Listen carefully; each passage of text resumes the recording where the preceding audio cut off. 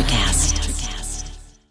Does it ever feel like you're a marketing professional just speaking into the void? But with LinkedIn ads, you can know you're reaching the right decision makers, a network of 130 million of them, in fact. You can even target buyers by job title, industry, company, seniority, skills, and did I say job title? See how you can avoid the void and reach the right buyers with LinkedIn ads. Spend $250 on your first campaign and get a free $250 credit for the next one. Get started at linkedin.com/campaign. Terms and conditions apply. What up? It's interview style, where we talk about whatever we want to talk about. Iris today has been prepping herself for days to defend Denzel Washington. Iris, go. Why am I in the position to defend Denzel? Because I had a run-in with him at the bathroom? Love at the bathroom, where he ran past you and another lady who fell to pieces, and then Denzel comforted her. I mean, he didn't run past us. He excused himself politely. He had a Q&A to appear at, whereas we were merely audience members. So he very graciously asked if he could cut the line.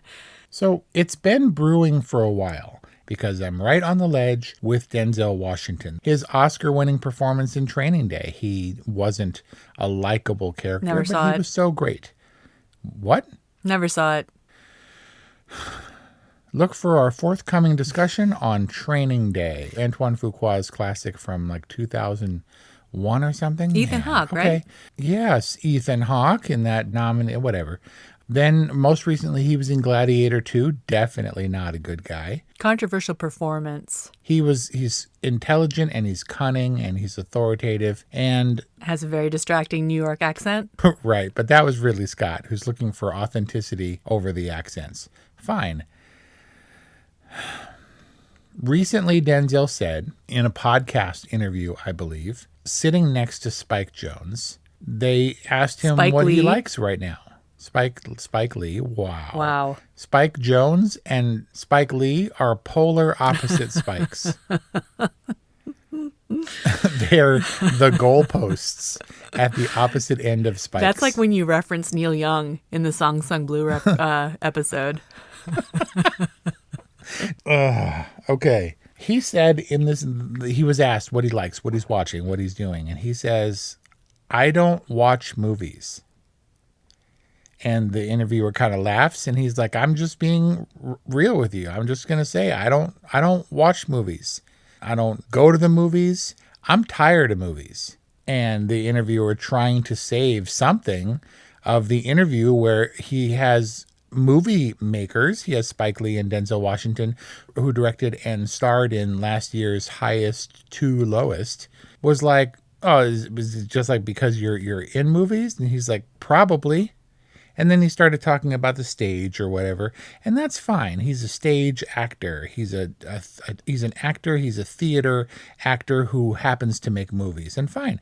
I don't see Denzel Washington in a lot of stage performances, and I have to say, in that moment, my remaining esteem, which was considerable for Denzel Washington, kind of vanished. That's simply unacceptable. To me, it seems like Denzel Washington has adopted, in general, a defensive position about life and art and things, where he's always like, if you look at some of his recent interviews, his sound bites, he's like, I don't follow anybody. I'm not a follower of anybody. Nobody's ahead of me. I'm me, and they're them doing their thing, but I don't follow anybody. And it seems kind of like a bad attitude. And like he's not that he's conceited, and of course he's a veteran, multi-Academy Award winning actor, and he tries to look out for the younger people, tries to look out for upcoming stars and all that good stuff. Just this disregard for the art form really hit me hard.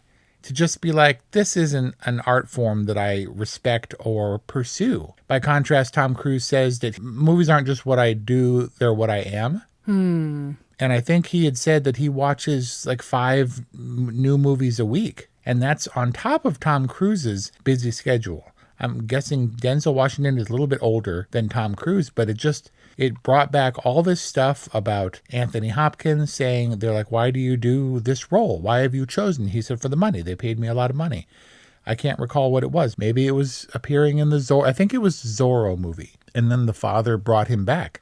I don't know that we're going to see the piece where Denzel refocuses, reconcentrates his attention on a role that brings him to such acclaim that I'm like, it gave me Denzel back.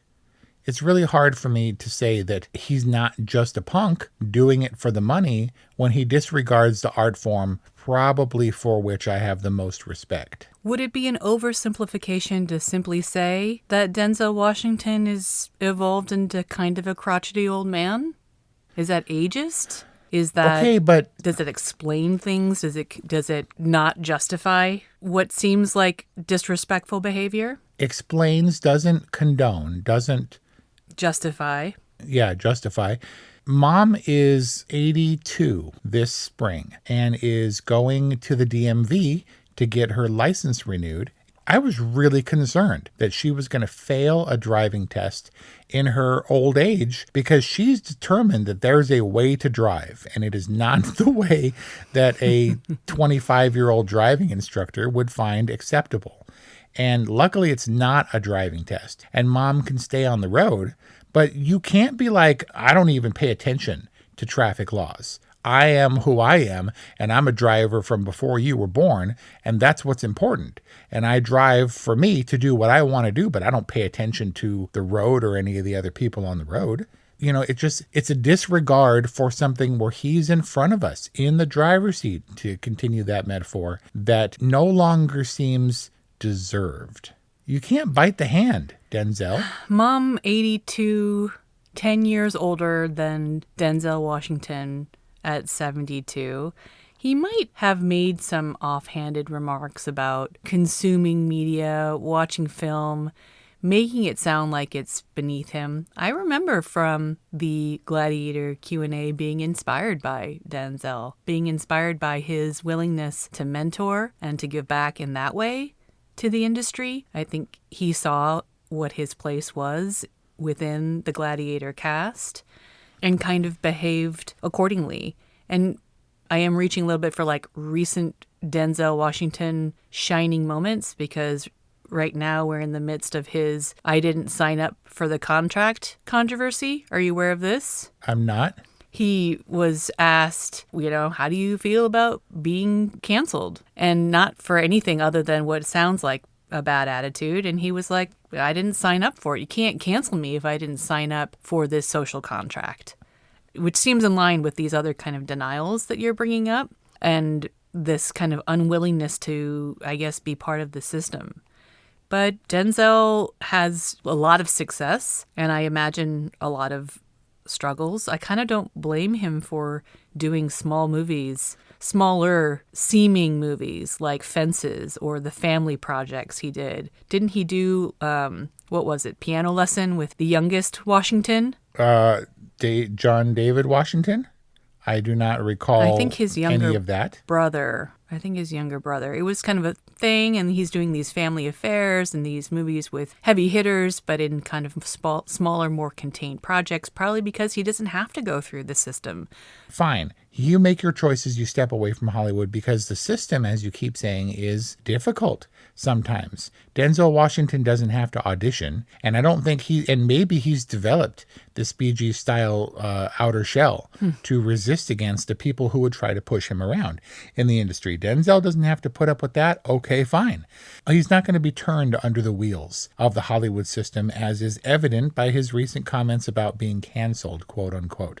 I think it was him who said he was intent on bringing every August Wilson play to the screen. He did Fences. That's great. Do that. Don't get involved with the Hollywood system because you're tired of the negotiating, or you're tired of the network notes, or at box office expectations and the pressure or whatever. Fine, do your August Wilson plays on screen. Do them on stage if you're a stage actor. But he's also got the Equalizer 4 in the pipe, and he's also doing the things for money. So a little bit of frustration, because I'm not sure that we're ever going to get back to that place where I'm like, Denzel Washington in his purest form doing what I love. Heartbreaking. Okay, thanks for trying. Love you. Goodbye. Hey, I want to clarify. Kelly Ray seems to believe, having listened to a few of our interview styles now, that I'm saying love you to the audience, which I'm not. I don't love any of you. Only my sister, because she's my sister. I love you, Iris. Thank you. Goodbye. So awkward. Hi, everyone. I'm Geraldine Glass, a leader in the field of music as medicine, and I'm excited to share with you my newest release of healing sound, Pentatonic Visions, with Chris Scholler and Electrocast Records. Immerse yourself in ethereal realms where the harmonies of nature, tribal rhythms, and soundscapes blend with the crystal singing bowls. It's out now, streaming on all platforms. Electrocast.